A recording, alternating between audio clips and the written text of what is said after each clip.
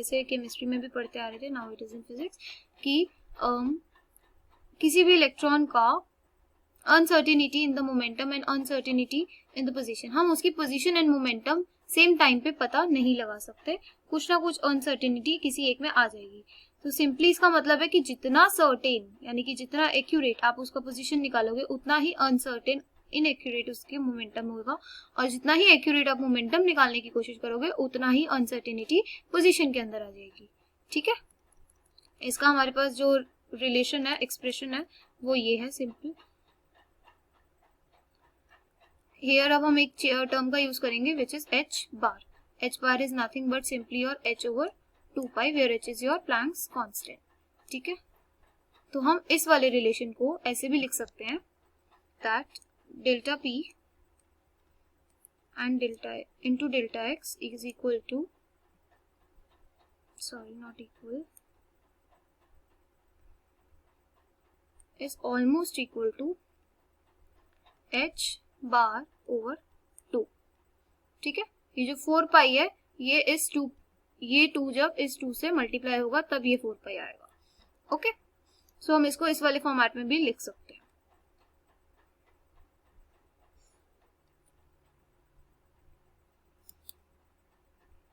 Applications of the uncertainty principal. Now applications में अब हमारे पास 3 एप्लीकेशंस आ जाती हैं इसकी अनसर्टेनिटी प्रिंसिपल की। According to the uncertainty principle the position and the momentum of a particle cannot be measured with the accuracy simultaneously। एक साथ हम इसको accurately measure नहीं कर सकते, जैसा कि मैंने पहले भी बताया। Now we'll study some applications। तो हमारी फर्स्ट एप्लीकेशन आ जाती है non existence of electron in the nucleus. जैसे कि हमें पता है कि न्यूक्लियस के अंदर तो इलेक्ट्रॉन एग्जिस्ट नहीं करता, तो इसका प्रूफ हमें अनसर्टेनिटी प्रिंसिपल से मिल जाता है। We know that the size of the nucleus, the size of a typical nucleus is about 10 raised to power minus 14 meter. This is the radius of a nucleus. If any type of particle, अगर कोई भी particle, अभी हम मान रहे हैं कि electron अगर उसके अंदर एग्जिस्ट करता है तो उसकी जो अनसर्टेनिटी पोजीशन में है वो उसके रेडियस से ज्यादा तो नहीं होगी। ऑफकोर्स अगर ये हमारा न्यूक्लियस है तो पोजीशन के अंदर, पोजीशन की जो अनसर्टेनिटी है वो उसके बाहर तो नहीं होगी ना, हम तो उसके अंदर की बात कर रहे हैं। तो पोजीशन की अनसर्टेनिटी मैक्स टू मैक्स हमारी रेडियस की इक्वल होगी, right. So here your delta x was uncertainty in the position, delta x हमारा क्या था, uncertainty in the position, और ये मैंने बताया कि रेडियस से बाहर तो जाएगा नहीं, इसलिए हम अभी इसको रेडियस के इक्वल मान लेते हैं। ठीक है, now we'll put it in the formula, delta x delta p is equals to h over 4 pi, delta p is equal to h over 4 pi into r।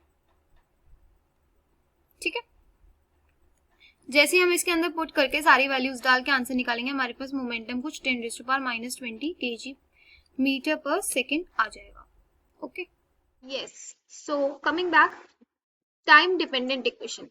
Now it is also important, इसके बारे में भी पूछ लेते हैं। इसकी derivation नहीं करनी है ऑफकोर्स, लेकिन आपको इसकी स्टेटमेंट पता होनी चाहिए, एक्सप्रेशन पता होना चाहिए, एंड मोस्ट इंपॉर्टेंटली इसके अंदर से जो क्वेश्चंस आते हैं that are on eigen functions and eigen values. ठीक है, आइगन फंक्शंस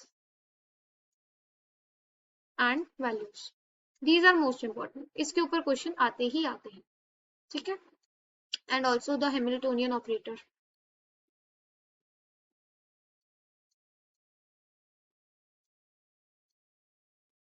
ठीक है, जो हमारा हैमिल्टोनियन ऑपरेटर है इसके ऊपर भी क्वेश्चंस आते हैं। So let's move to that. सबसे पहले तो बात आती है कि एक्सप्रेशन क्या है इसका। तो expression for time dependent Schrodinger equation is this. ठीक है, इसको हम थोड़ा सा सिंप्लीफाई करके लिख लेते हैं नीचे। अगर मैं कॉमन ले लूं जाई को इधर से LHS में से, so what I would get is minus h square over 2m, this is your h bar, okay, 2m plus v। ठीक है, साई आ जाएगा हमारे पास बाहर, एंड इस साइड पे हमारे पास क्या है, ई साइड, ठीक है। तो अब जो फंक्शन ऐसा जो ऑपरेटर, एक तो ये चीज हमें ये समझ आ रही है कि ये पूरा का पूरा क्या है, एक ऑपरेटर है जो इसके ऊपर लग रहा है, ठीक है, तो ये ऑपरेंड है एंड ये एज इट इज सेम आ रहा है, साथ में इसके एक मल्टीप्लायर आ जाता है। What I am saying is कि एक ऑपरेटर, ये जो पूरा का पूरा ऑपरेटर है, it is working on Sai and result में हमारे पास साई एज इट इज आ रहा है एंड साथ में एक टर्म मल्टीप्लाई हो जाती है, तो इस ऑपरेटर को हम क्या कहेंगे, हैमिल्टोनियन ऑपरेटर,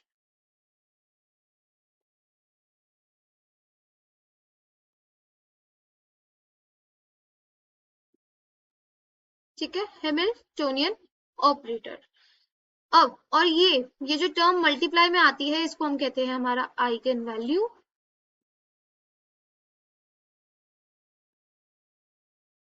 और जो हमारा फंक्शन है जो दोनों साइड पे सेम आ रहा है, यहाँ पे जो कि साई है, इसे हम कहते हैं हमारा आइगन फंक्शन, ठीक है। ये तीन टर्म्स जो कि मोस्ट इंपॉर्टेंट है, इसमें से एक ही जगह पे पूरी क्लियर हो जाती है कि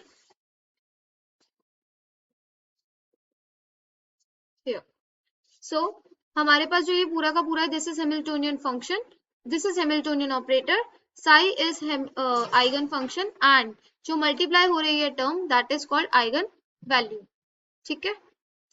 और हमारे पास हैमिल्टोनियन फंक्शन को हम रिप्रेजेंट करते हैं, देखो गाइस एच से, इसलिए जो हमारा ये है टाइम डिपेंडेंट स्क्रोडिंगर इक्वेशन, इसको हम इससे भी रिप्रेजेंट कर सकते हैं, h into psi gives e into psi, where e is your eigenfunction, e is your eigenfunction, h is your Hamiltonian operator, and psi is your eigen, sorry, e is your eigenvalue, psi is your eigenfunction, and h is the Hamiltonian operator. Clear? So we can proceed further. Hamiltonian operator, h operator है हमारा, इसको represent करता है, ये अभी हमने पूरा का पूरा पढ़ लिया, पीछे ही एक्सप्लेन हो गया, होप क्लियर हो गया हो, ठीक है। हमारा जो टाइम डिपेंडेंस स्क्रोडिंगर इक्वेशन हम उसको इससे दिखा सकते हैं and eigen function eigen value सब चीजें क्लियर हो चुकी हैं। अब इसके ऊपर ऑपरेटर आता है टू फाइंड आइगन फंक्शन या आइगन वैल्यू, ठीक है। हमारे पास लाइक पूरा का पूरा वो गिवन होगा and they ask us to find the eigen value, ठीक है। सो यहाँ हमारा टाइम डिपेंडेंस स्क्रोडिंगर इक्वेशन भी कंप्लीट हो चुका है। हेलो एवरीवन, सो हमने स्क्रोडिंगर इक्वेशन टाइम डिपेंडेंट और इंडिपेंडेंट दोनों कंप्लीट कर ली थी। अब हम टाइम इंडिपेंडेंट श्रोडिंगर इक्वेशन के कुछ एप्लीकेशंस करने वाले हैं, ठीक है। So let's start. First application हमारे पास है particle in a rigid one dimensional box और इनफाइनाइटली पोटेंशियल वेल, ठीक है। हमारे पास ये बॉक्स है एक and in this box first of all तो इसकी लेंथ जो है वो एल गिवन है, सो एक्स जीरो से स्टार्ट होकर ये एक्स एल तक जा रहा है, पोटेंशियल इसका इनफाइनाइट है एंड इसके अंदर एक हमारा मटेरियल पार्टिकल है, ठीक है। अब ये जो मटेरियल पार्टिकल है अंदर, ये इस बॉक्स के बाहर मूव नहीं कर सकता, ठीक है, ये इस बॉक्स के अंदर ही रहेगा। तो वी एक्स हमारे पास जीरो रहने वाला है क्योंकि फ्री पार्टिकल के केस में हमारा वी जो है वो जीरो ही रहता है। एक्स हमारा जीरो से एल के बीच में लाई कर रहा है, ठीक है, और एक्स हमारा बाहर नहीं जा सकता, दैट्स वाई हमारा जीरो से एल के बीच में ही लाई करने वाला है, दैट्स इट। अब हम अपनी डेरिवेशन स्टार्ट करते हैं, या so let us consider a particle having a mass m, particle का मास हमारा m है, confined in a rigid box with width l, ठीक है। तो ये कन्फाइंड है इसके अंदर, ये इससे बाहर नहीं जा सकता, हाइट इस बॉक्स की इनफाइनाइट है और फ्री टू मूव है ये, क्योंकि फ्री पार्टिकल है इसके ऊपर कोई फोर्स नहीं लग रहा, तो इट इज फ्री, वो बॉक्स के अंदर कहीं भी मूव कर सकता है बट बाहर नहीं जा सकता, ठीक है। नाउ हमारे पास स्क्रोडिंगर इक्वेशन टाइम इंडिपेंडेंट जो कि गिवन है that is this,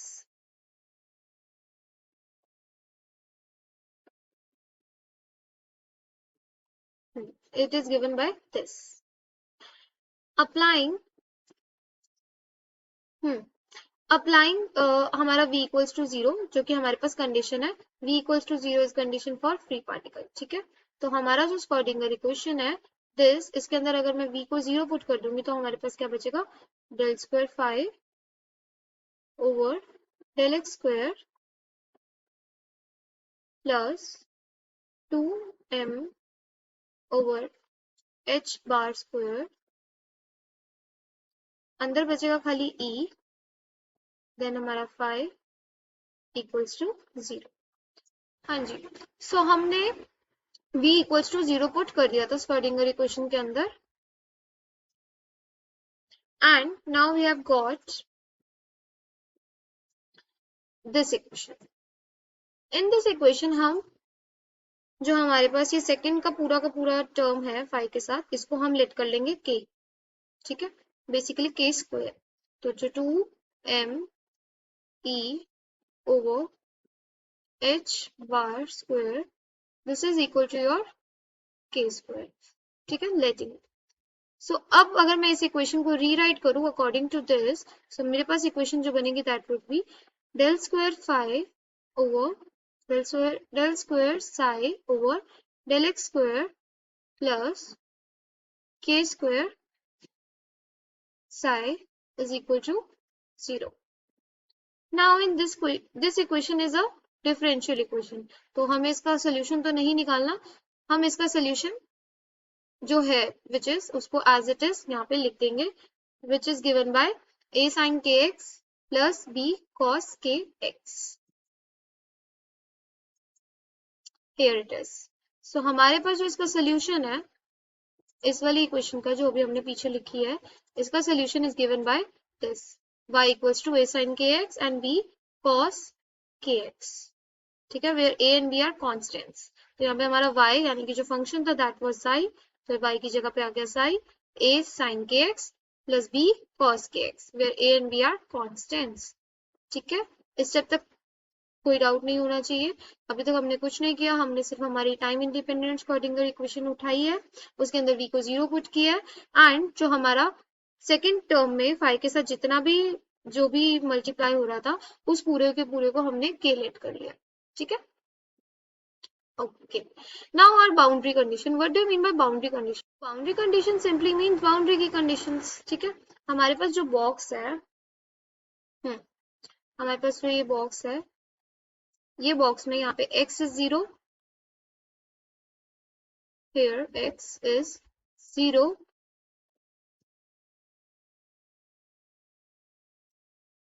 yeah 0, and here your x is l, right? तो हमारे पास बाउंड्री कंडीशंस में 5 तो ऑल टाइम 0 ही रहने वाला है क्योंकि x वेरी कर रहा है, x is 0 at the starting point and l at the end point of the box। ये दो बाउंड्री कंडीशंस हम अपनी अप्लाई करेंगे इसके अंदर, ठीक है।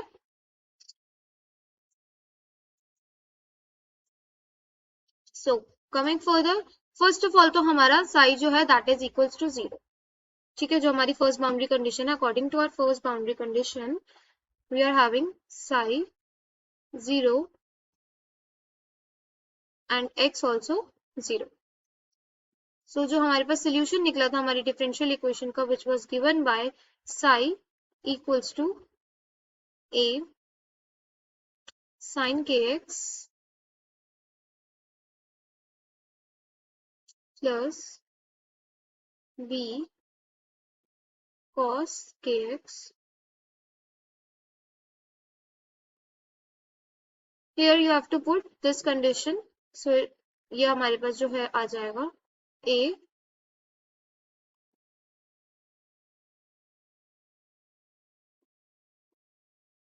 sin kx में x की जगह पे 0 पुट करने पे sin 0 हो जाएगा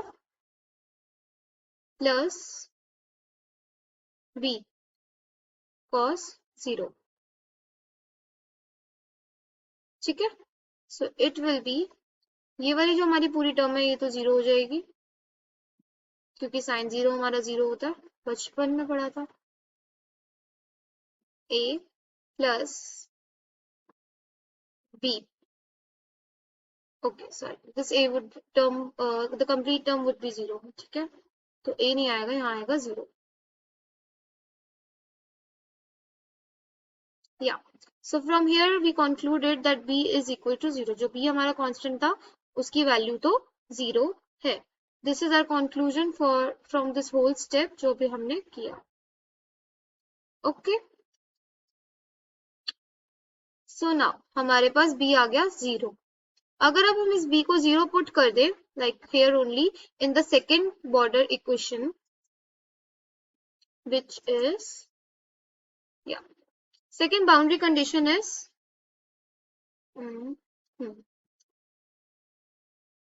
second boundary condition is given by x is equal to L and psi is still 0.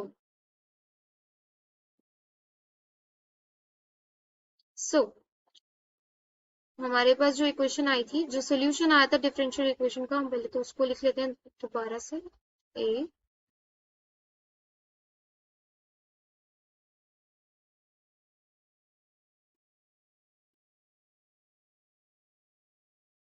Sign के एक्स की जगह पे हमारा एल आ जाएगा सेकेंड बाउंड्री कंडीशन के लिए, right. Sign K L plus v हमारा 0 है, तो b वाली पूरी की पूरी term would be 0 and this psi is also 0. So what we got is a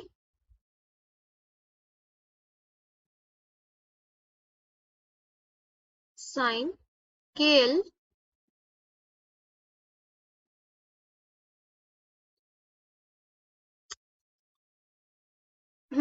a sin k l is 0. So इस वाली चीज से सेकेंड बाउंड्री कंडीशन से हमारे पास कंक्लूजन निकल कर आता है ये, ठीक है. Now here either a is 0, कोई भी टर्म जब 0 होती है तो हम यही मानते हैं कि उसका उस टर्म का कोई पार्ट, या तो मतलब अगर दो चीजें मल्टीप्लाई हो रही है एंड द प्रोडक्ट इज 0, सो भी कंसीडर कि या तो फर्स्ट टर्म 0 है या सेकंड टर्म 0 है, तभी हमारे पास फाइनल 0 आ सकता है. ये तो बिल्कुल ही बचपन में पढ़ा था, लाइक जब हम 0 की प्रॉपर्टीज पढ़ते हैं तभी पढ़ा था. सो आइदर a is 0 और sin kl is 0, right. These two conditions are only possible. So a is not 0, हमारे दोनों के दोनों कांस्टेंट जीरोस नहीं होंगे. So सेकेंड कंडीशन ये तो हमारी कैंसिल आउट हो गई कंडीशन, बची कौन सी, sine K L is equal to 0. Now अब हम सबको ही पता है, ये भी हमने बचपन में पढ़ा था 9th-10th वाले बचपन में, कि साइन की वैल्यू जब 0 किस किस मोमेंट पे होती है, when your theta is equal to n pi, pi का मल्टीपल, ठीक है, where your n is 1 2 3 4. So यहाँ से हमारे पास सिंपली थीटा जो है वो के एल है, तो हमारे पास सिंपली आ जाता है that K L is equal to n pi. तो यहाँ से हमारे पास हमारे k की वैल्यू आ जाती है which is equal to n pi by l.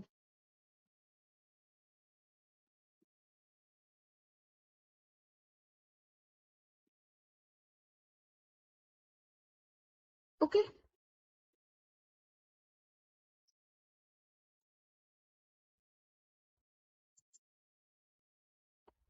तो जब हमारी k की value n pi by l आ चुकी है, k was equal to 2. Okay, अभी हम इसको यहीं से समझ लेते हैं. हमारा जो k था वो इक्वल था 2 me ओवर h बार का स्क्वायर, और उसकी वैल्यू हमारे पास n पाई बाय l आ चुकी है, राइट. तो k का जो स्क्वायर होगा वो n square pi square by l square के इक्वल होगा, और हमारे पास k स्क्वायर की वैल्यू वॉज दिस. तो बस हमने कुछ नहीं किया, इक्वेट कर दिया k स्क्वायर जिसको हमने लेट किया था, उसकी वैल्यू हमारे पास क्या थी, हमने k स्क्वायर लेट किया था 2 पाई e ओवर h बार का स्क्वायर, ठीक है. और हमारे पास यहाँ पे k स्क्वायर की वैल्यू क्या आई है, बाउंड्री कंडीशन लगाने के बाद आई है n square h square over l square, ठीक है. यहाँ से हम सिंपली हमारी e की वैल्यू निकाल सकते हैं, बाकी सब टर्म्स को दूसरी साइड पे ले जाके, तो हमारे पास हमारी e की वैल्यू आ जाएगी ये. सो हमारे पास हमारी e की वैल्यू आ चुकी है जो हमें निकालनी थी. सेकंड हमारा काम है फंक्शन निकालना. हमारे पास eigen value, energy eigen value आ चुकी है. Next work is to find the function, ठीक है. सो नाउ हमारे पास psi equals to a sin kx था, right, for the second boundary condition, जिसमें हमारी k की value n pi by l निकल के आई थी, हमने वो इसमें पुट कर दी, ठीक है. That's it.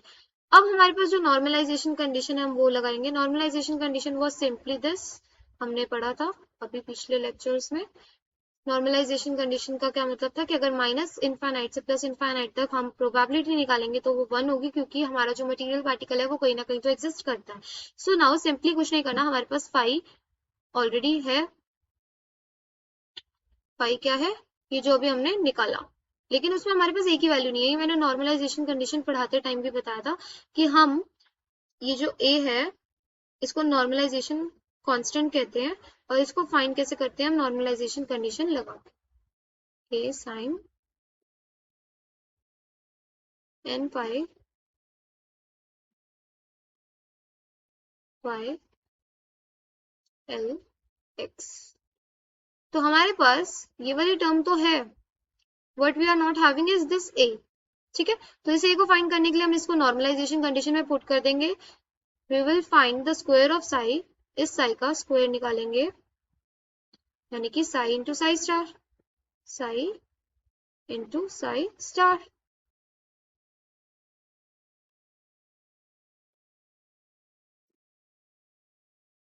और इसको कर देंगे इंटीग्रेट फ्रॉम 0 टू एल. ठीक है, जो कि हमारी बाउंड्री कंडीशंस है. एंड इसको हम रख देंगे इक्वल टू 1.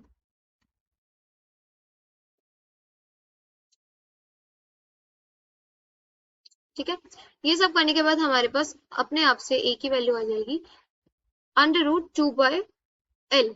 ठीक है, उस ए की वैल्यू को अपने इस फंक्शन के अंदर उठा के रखने पे हमारे पास हमारा फंक्शन आ जाएगा eigen function which is equal to this. Done. हमारा जो फर्स्ट था वो इतना ही था. ठीक है, जो हमारा फर्स्ट एप्लीकेशन था टाइम इंडिपेंडेंट इक्वेशन का वो इतना ही था, आइगन फंक्शन और आइगन एनर्जी. सो हमने हाइजेनबर्ग की सेकेंड एप्लीकेशन कर ली थी. एंड नाउ हमने फर्स्ट करी थी non existence of electron in the nucleus, second was energy of a particle in one dimensional box, and now the third one is radius of the Bohr's first orbit. Okay, let's start. Radius of the Bohr's first orbit. अभी हमने पहले जैसे देखा था कि अगर हमारा radius जो जो मान लो हमारे पास ये सर्कल है, हम इसके फर्स्ट ऑर्बिट का रेडियस निकालना चाह रहे हैं, राइट? तो हमारे पास जो पोजीशन में अनसर्टेनिटी होगी that would be equal to radius only, right? इससे बाहर की तो होगी नहीं uncertainty. And we know according to the Heisenberg uncertainty principle, delta P into delta X is equal to h bar by 2. Okay, सो अगर मैं इस चीज को यहाँ पुट करती हूँ तो हमारे पास आ जाता है delta P is equal to h bar by 2 into delta X, where delta X is R.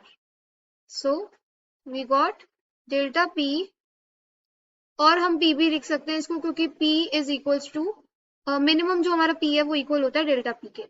ठीक है, h bar by 2 R. यहाँ तक क्लियर है? Moving further we know that kinetic energy, जैसा कि हमने पहले भी किया, is equals to half mv². अगर हम ऊपर नीचे एक m मल्टीप्लाई कर दें तो ऊपर बन जाएगा ये m²v² which is equal to, ऊपर बन जाएगा m²v² which is equals to p², और नीचे आ जाएगा हमारे पास 2 into m. Okay, where are p is this. तो हमारे पास हमने पहले भी देखा है कि हमारे पास जो एनर्जी है, हम ना एक ब्लैंक स्लाइड ले लेते हैं, हम उस पर कर सकते हैं. तो ब्लैंक स्लाइड पे हम स्टार्ट करते हैं. हमने कर लिया था काइनेटिक एनर्जी यानी कि T, इसकी वैल्यू हमने निकाल ली थी p²/2m. ठीक है, हमने पीछे निकाला था कि हमारा जो P निकला था which is almost equal to delta P which was equal to h bar का स्क्वायर ओवर 2 r के. इसको जब हम यहाँ P की जगह पे पुट करेंगे तो हमारे पास T आ जाएगा p² ओवर, सॉरी, एच बार का स्क्वायर, इधर स्क्वायर नहीं था, ये था हमारे पास भी। अब जब हम इसको यहाँ पुट करेंगे तो यहाँ आ जाएगा एच बार का स्क्वायर ओवर 8mr, ठीक है, जिसको मैंने बताया था कि हम ऑलमोस्ट इक्वल टू एच बार का स्क्वायर ओवर 2m कर सकते हैं, क्योंकि हम अप्रॉक्स ले रहे हैं, ठीक है, क्योंकि हम अप्रॉक्स ले रहे हैं इसलिए हम इसके इक्वल इसको मान सकते हैं। तो हमारे पास पोटेंशियल एनर्जी की अगर हम बात करें तो उसका हमारे पास ऑलरेडी फॉर्मूला होता है। पोटेंशियल एनर्जी का हमारे पास ऑलरेडी फॉर्मूला होता है this. Now what we have to do is, अच्छा पहले हम इस फॉर्मूले को टर्न कोट कर लेते हैं कि ये हाफ 4 पाई एप्सिलॉन नॉट तो रहेगा एज इट इज। z की वैल्यू 1 हो गई है तो ऊपर खाली माइनस e का स्क्वायर आ जाएगा और नीचे आ जाएगा डेल्टा x की जगह पे r। So this is our potential energy for the first orbit, ठीक है। Now what we need to do is to find the total energy. So let's move to a blank slide again. Here we need to find total energy E. We need to find the total energy, that is E, which is equals to kinetic energy plus potential energy. Kinetic energy हमारे पास आई थी h bar का square over 2mr, 2 इसलिए आता है क्योंकि हमने approx ले लिया था, minus e square over 4 pi epsilon naught into r।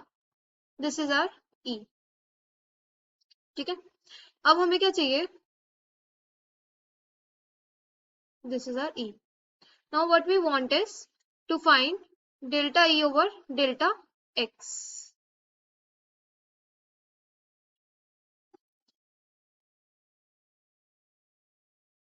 which is equal to 0। Here delta x is our r, क्योंकि हमने x को r लिया ना अनसर्टेनिटी, तो हम dr निकाल लेंगे, ठीक है। x की जगह पे r आएगा क्योंकि हमने अनसर्टेनिटी को रेडियस के इक्वल माना है, अनसर्टेनिटी इन द पोजीशन को, ठीक है, and x was our position only, so here it will be r। ये करने पे ही हमारे पास रेडियस आ जाएगा। So let's do this. Basically हमारे पास ये जो पूरी टर्म है r को छोड़ के ये कांस्टेंट है, अच्छा यहाँ पे r का स्क्वायर है, ठीक है, और ये वाली पूरी टर्म भी कांस्टेंट है। तो हमें करना क्या है, 1/r स्क्वायर का डिफरेंशिएशन करना है और यहाँ पे 1/r का डिफरेंशिएशन करना है, ठीक है। जब हम ये कर देंगे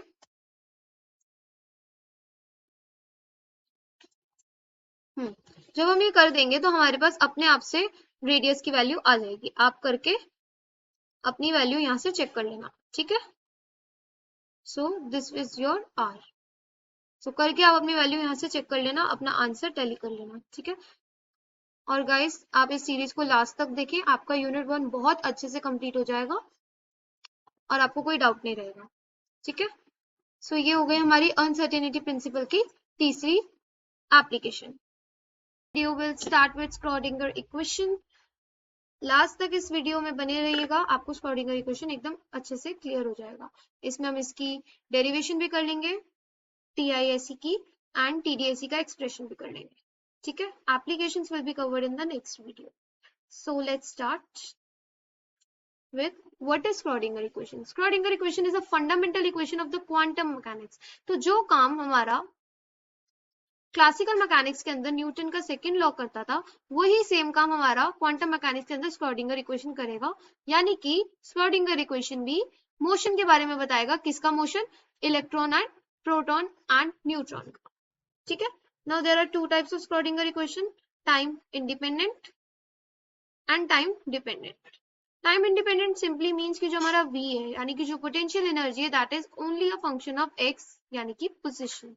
एंड जो हमारा टाइम डिपेंडेंट है, दैट सिंपली मीन्स कि जो हमारा v है, यानी कि जो पोटेंशियल एनर्जी है, that is the function of x as well as t, ठीक है। तो ये सिंपल हमारे पास दो इक्वेशन है, जिसमें से इंडिपेंडेंट का हम डेरिवेशन भी करेंगे एंड एप्लीकेशंस भी, एंड TDSC की ओनली एक्सप्रेशन करेंगे।